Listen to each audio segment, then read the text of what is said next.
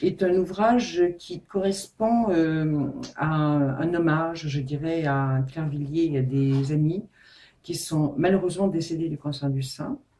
Mais en faisant ce travail, cet ouvrage, j'ai découvert que l'espoir était là. C'est-à-dire qu'il y a eu d'énormes recherches et d'énormes avancées, et que la question de l'entourage, du soin aux autres, est devenue une question d'actualité.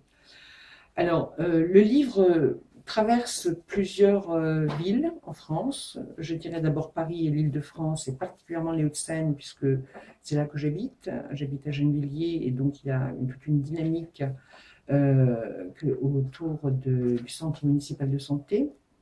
Il va en Île-de-France vers Issy-les-Moulineaux, où il y a des innovations extrêmement intéressantes. Et puis, ce sont d'autres villes comme Bordeaux, Lyon, Tours, Lille, qui ont été investiguées.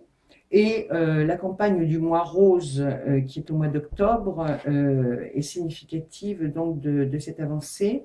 D'autant que l'hôpital Pompidou, par exemple, va créer une radio et une télévision sous l'impulsion des collègues de la Cité de la Santé et de la Cité des Métiers, en particulier Sylvie Sesma et Toutam Nguyen, et le directeur de la Cité, en collaboration avec des chercheurs et des médecins.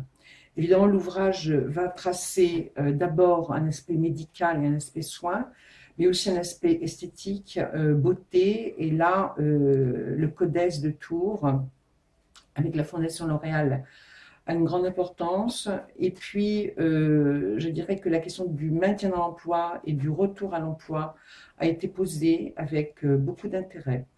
Alors, je me suis beaucoup inspirée aussi du Québec, puisqu'à Montréal, j'ai trouvé beaucoup d'idées intéressantes, que ce soit dans le secteur public ou dans le secteur privé.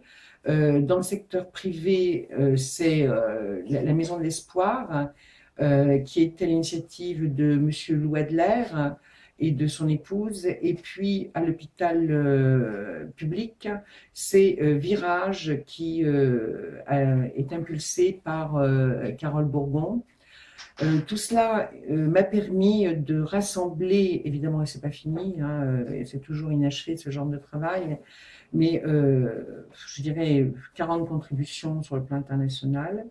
Donc c'est ça que j'ai coordonné. J'ai appris énormément, et j'espère que le lecteur ou les lectrices vont aussi apprendre beaucoup, et que cet ouvrage redonnera du sens au vivant, et permettra que le mois rose devienne symbolique dans une quinzaine d'années de quelque chose qui aura permis une lutte, mais qui n'aura plus raison d'être.